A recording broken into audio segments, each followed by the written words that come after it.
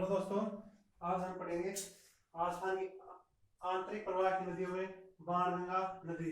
एक तरफ से देखा जाए तो ये आंतरिक प्रवाह की नदी नहीं थी, लेकिन आरपीएससी ने सेकंड ग्रेड के अंदर जो क्वेश्चन पूछा था उसके अंदर आंतरिक प्रवाह की नदी बताई गई है। ये नदी बाणगंगा नदी, क्योंकि पानी कम होने के कारण ये नदी कहाँ तक नहीं जा पाती, यमुना नदी तक नहीं जा पाती, इसलिए ये आंतरिक प्रवाह की नदी बताई गई है। ये यमुना नदी की सहायक नदी होती थी, अब नहीं है, पानी कम होने के कारण नहीं जाती, पहले ही खत्म हो जाती है। यमुना नदी से पहुंचने से पहले ही खत्म हो जाती है।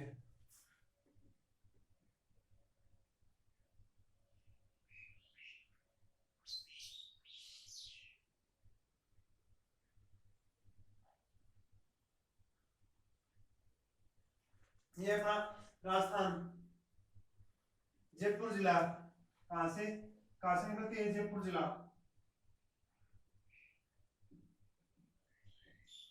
जयपुर जयपुर से निकलती है। जयपुर से कहां से? बैराट की पहाड़ियों से। कहां से? बैराट की पहाड़ियां।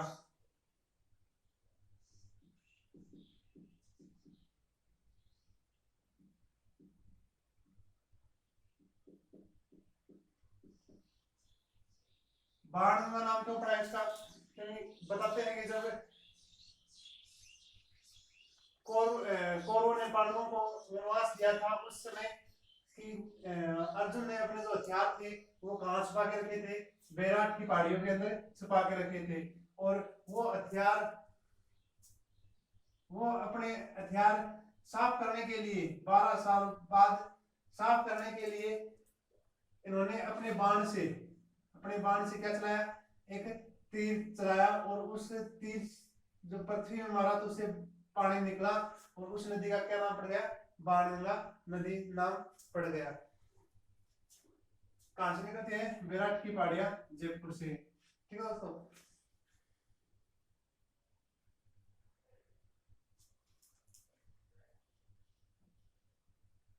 जयपुर से होती हुई दौसा, और दौसा से भरतपुर होती हुई निकलती है। ठीक है, यहां से कौन सी नदी आती है? यमुना नदी। और यूपी के अंदर यहाँ तक जाती है। अब तो यहाँ तक नहीं जाती, फिर बताएंगे आपको। यहाँ तक मानो आप। यहाँ पे एक सभ्यता है इस नदी के ऊपर। कौन सी सभ्यता? बेराट सभ्यता। बेराट सभ्यता कौन सी सभ्यता है? बेराट सभ्यता। सभ्यता की बात करें तो हमने इस सभ्यता का मतलब कि उत्खनन किसने किया था?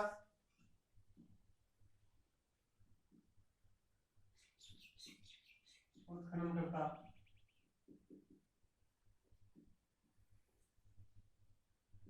1937 के अंदर दयाराम साहनी। किसने? दयाराम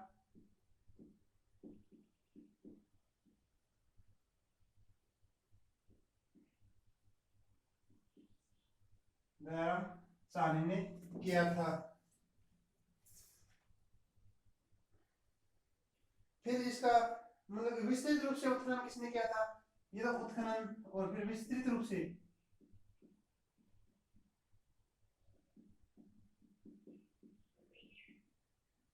उत्खनन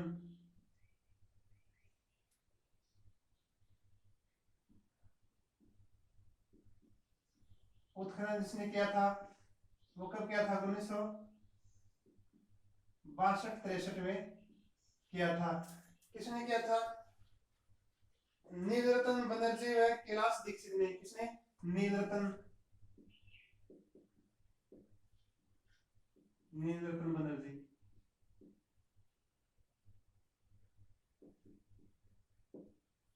और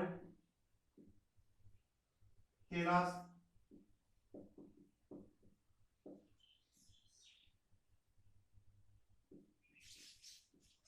दीक्षित।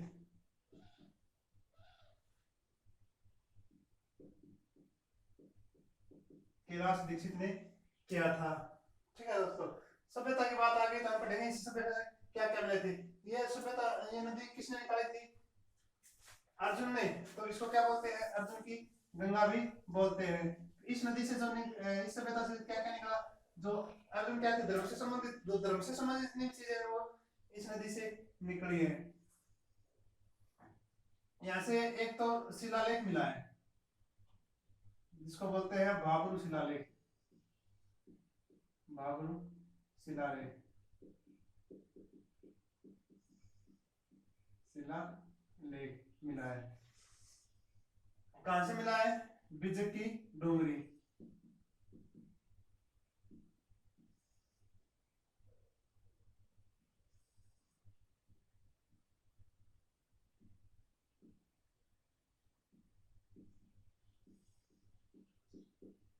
बिजक की डोंगरी से मिला है।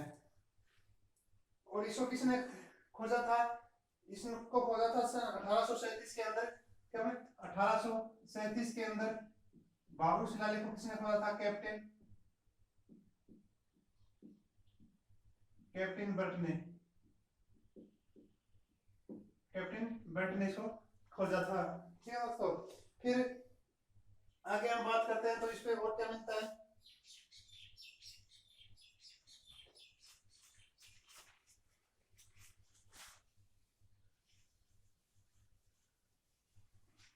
भाब्रू शिलालेख मिलता है, और फिर इसके बाद में मिलते हैं मंदिर के अवशेष। मंदिर के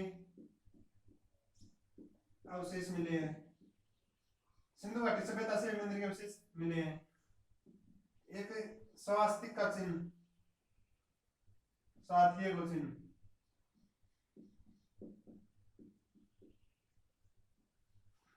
स्वास्तिक का चिन्ह मिला है।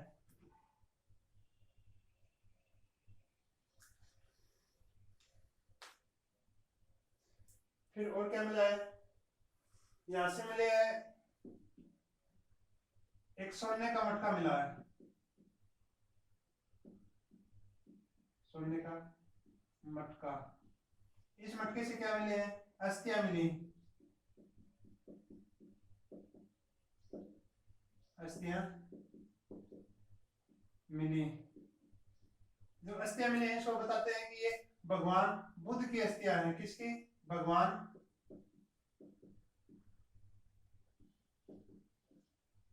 बुद्ध की अस्थियां बताते हैं अस्थियों को। ठीक है दोस्तों, और क्या मिला है, यहाँ पे मौर्यकालीन सम्राट अशोक मौर्य वंश का था, वो मौर्य वंश सम्राट अशोक ने क्या अपना लिया था, कौन सा धर्म अपनाया था,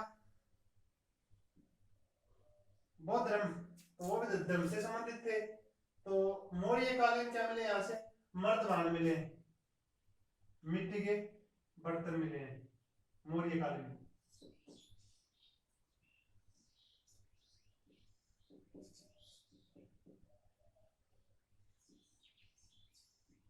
मर्द बाण मिले हैं। ठीक है, यहाँ से और क्या मिला है,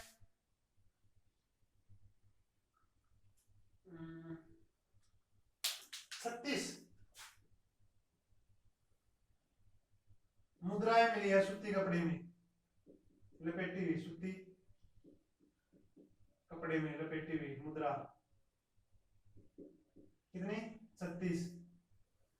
और 28 इंडो ग्रीक सिक्के मिले हैं, इंडो ग्रीक सिक्के।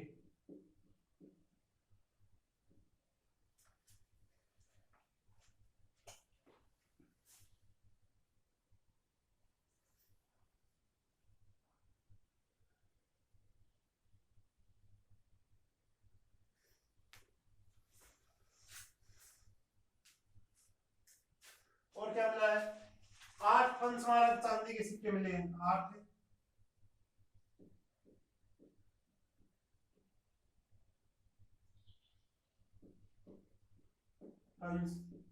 पंचमारक चांदी के सिक्के।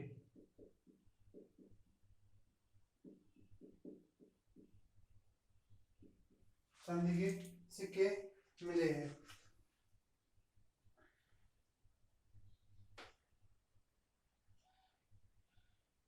और क्या मिला है, फिर हम नदी, इस नदी पे आगे आते हैं, तो इस नदी पे जयपुर के अंदर ही, जयपुर के अंदर ही क्या है कि बांध है, उस बांध का क्या नाम है, रामगढ़ बांध। ये यहां से मिटा देते हैं,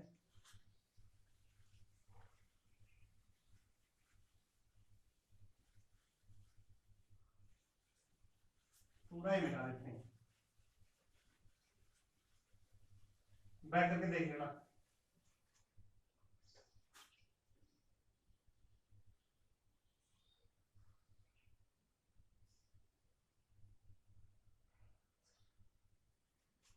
जयपुर यहां से निकली दौसा और भरतपुर होती हुई निकल गई। ठीक है दोस्तों, सभ्यता आ गई, फिर आ गया रामगढ़ बांध, रामगढ़ बांध कहाँ पे है, जयपुर के अंदर। ठीक है दोस्तों, पहले इस रामगढ़ बांध से क्या होता था, जयपुर को पानी की सप्लाई होती थी, पीने के पानी की। अब कहां से होती है, अब होती है, नोट लगा के देता हूँ, अब यहां से नहीं होती, अब होती है बिशनपुर बांध से, टाउन वाला बांध है ना बिशनपुर, बिशनपुर बांध 7 शहरों को जलापूर्ति होती है यहाँ से। पहले कहां से होती थी, रामगढ़ बांध से। इस बांध के पास एक जयपुर किसने बसाया था, कछुआओं ने, कछुआओं की राजधानी थी जयपुर, कछुआ शासकों की। तो यहाँ कछुआ शासकों की क्या है, रामगढ़ के पास उनकी माता का मंदिर है, आराध्य माता का मंदिर है, तो उस माता का नाम क्या है, रामगढ़।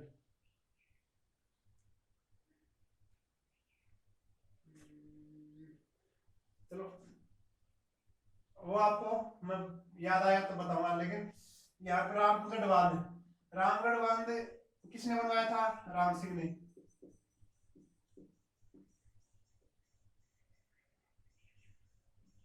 राम सिंह ने। उस माता का नाम क्या है,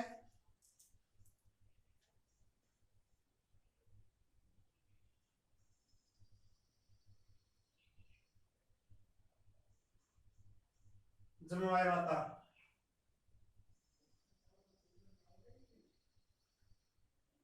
क्या नाम है, जमुआई माता नाम है।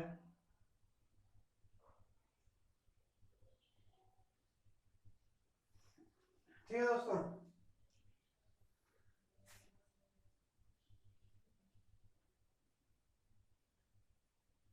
फिर आगे चलते हैं, तो इसमें आगे कौन सा जिला आता है, ये भरतपुर ना, दौसा जिला आ गया। दौसा जिले के बाद ही कहा आती है भरतपुर। भरतपुर में इसमें एक बांध है, इसमें क्या है, ऐजान बांध, इसमें कोई जान नहीं है, ऐजान बांध, ऐजान बांध। इस बांध से क्या होता है, घना पक्षी अभयारण्य को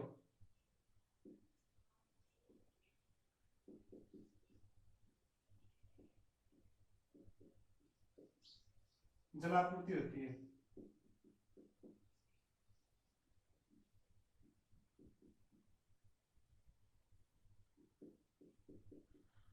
जलापूर्ति होती है।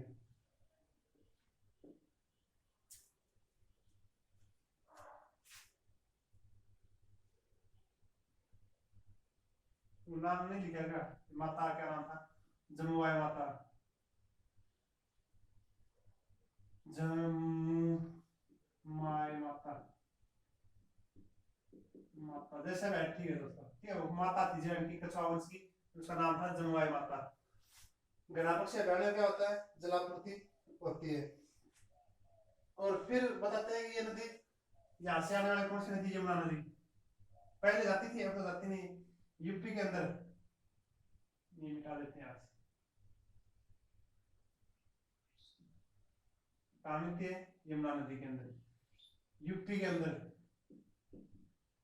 फतेहाबाद नाम, फतेहाबाद जगह पे जाके मिल जाती है। कहाँ पे, फतेहाबाद, यूपी के फतेहाबाद, फतेहाबाद में जाके मिल जाती है।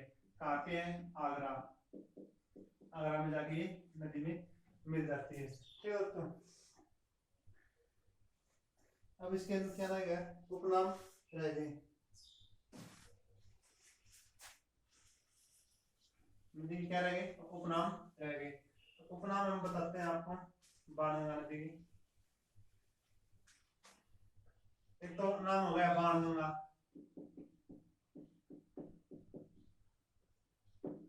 नदी। एक है अर्जुन की गंगा,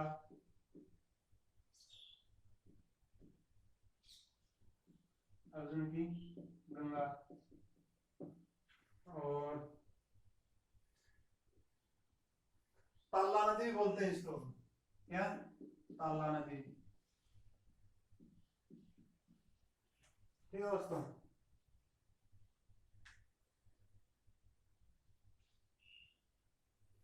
इसकी लंबाई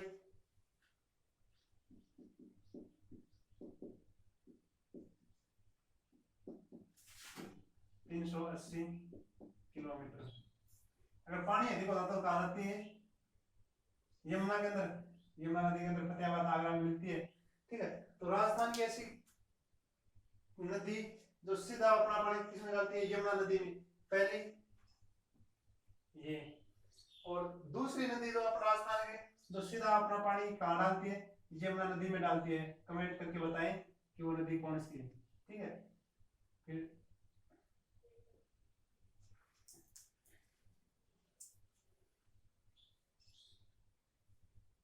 ये इसके उपनाम है।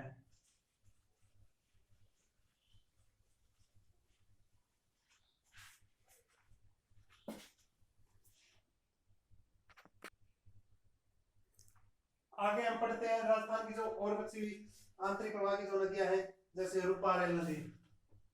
कौन सी नदी, रूपा रेल नदी, रूपा रेल नदी।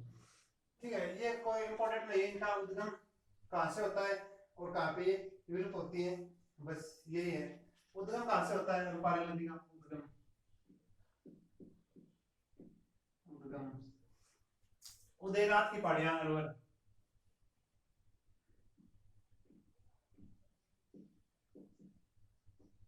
उदयनाथ की पहाड़ियां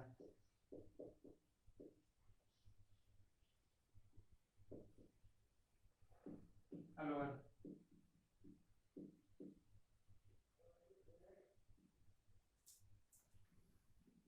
उदयनाथ की पहाड़ियां कहाँ है, अलवर के अंदर। एक बार आया था शायद राजस्थान पुलिस में आया था कि उदयनाथ की पहाड़ियां कहाँ है, जब लगभग कहाँ पर आए थे, उदयपुर में आए थे। ठीक है दोस्तों, इस विलुप्त कहाँ होती है, सीकरी बांध भरतपुर के अंदर कहाँ होती है विलुप्त,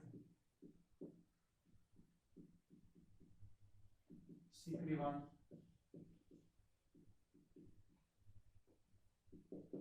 भरतपुर क्या होती है, विलुप्त हो जाती है। रूपाली नदी को लवारसी नदी तथा स्थानीय भाषा में वराह नदी बोलते हैं। स्थानीय भाषा में क्या बोलते हैं इसको,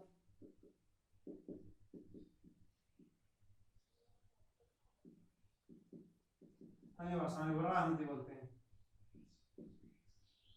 वराह नदी। और दूसरा उपनाम क्या है, रूपाली नदी, स्थानीय भाषा में वराह नदी बोलते हैं। और लसवारी नदी भी इसको बोलते हैं, क्या बोलते हैं, लसवारी नदी भी इसको बोलते हैं। ये क्या थी, रूपाली नदी। ठीक है, इसकी इतनी डिटेल आती है इसमें, कहाँ पे विलुप्त होती है, सीकरी बांध कहाँ से होता है, उदयनाथ की पहाड़ियों से। और स्थानीय भाषा में क्या बोलते हैं इसको, वराह नदी। उद्गम कहाँ से होता है, उदयनाथ की पहाड़ियां। कहाँ से होता है, उदयनाथ की पहाड़ियों से इसका उद्गम होता है।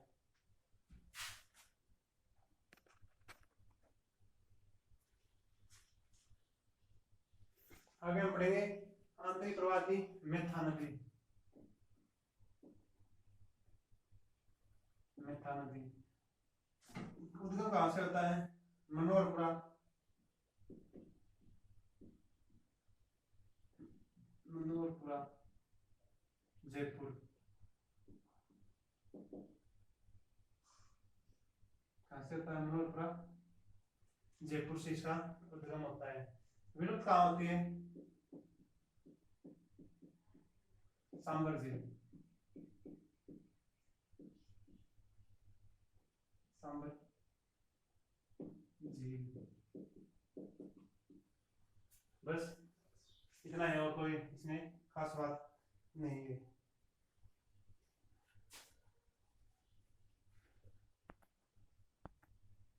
अगली नदी कौन सी रहेगी अपनी, सांबर झील में आने वाली एक नदी और है रूपनगढ़ नदी। कौन सी, रूपनगढ़ नदी।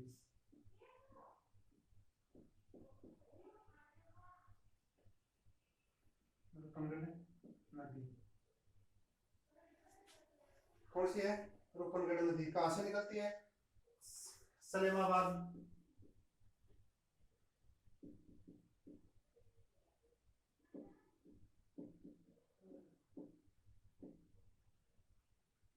सलेमाबाद,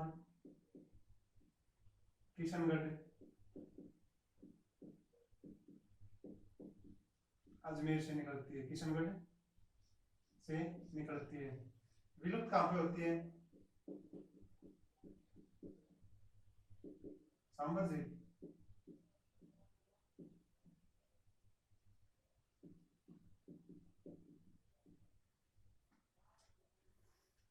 कहां पे होती है, सांबर झील के अंदर। तो लगभग हमने क्या पढ़ा, राजस्थान की आंतरिक प्रवाह की नदी लगभग पढ़ ली है। ठीक है दोस्तों, अब हम पढ़ेंगे राजस्थान की बंगाल की खाड़ी की ओर जाने वाली नदियां। कौन सी पढ़ेंगे, अगला टॉपिक हम कौन सी पढ़ेंगे, बंगाल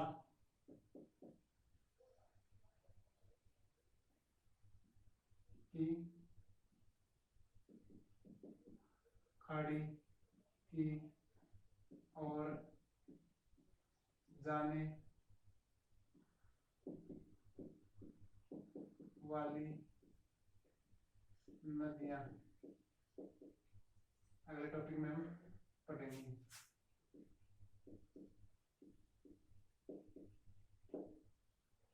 ठीक है दोस्तों।